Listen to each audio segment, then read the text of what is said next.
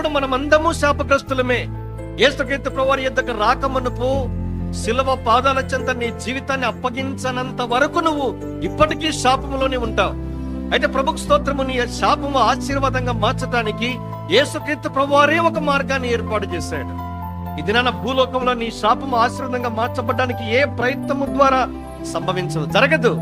అయితే ఒకే ఒక మార్గము, అదే శిలువ మార్గం. యేసుక్రీస్తు ప్రభువారి యొక్క పాదాల చెంత నీ జీవితాన్ని ఎప్పుడైతే అర్పించుకుంటావో, యేసు ప్రభువారి యొక్క పాదాల చెంతకు వచ్చాయా, పాపాన్ని బట్టి నేను శాపగ్రస్తుని, పాహిమాం రక్షమా, అయ్యా నా పాపాన్ని పరిగణించు, నన్ను రక్షించు, ఈ శాపము నుంచి నన్ను విడిపించు అని ఎప్పుడైతే ప్రార్థన చేస్తావో నీ శాపము తొలగించబడుతుంది.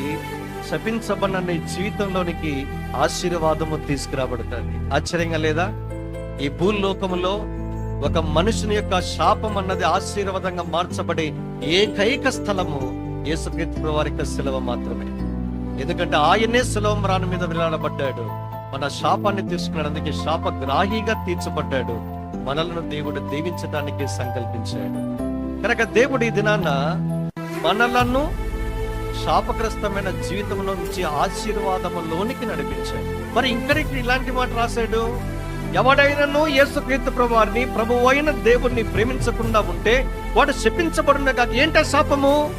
ఆగిపోలేదు ఆ మాట చెప్పి. తర్వాత వెంటనే ప్రభువు వచ్చుచున్నాడు.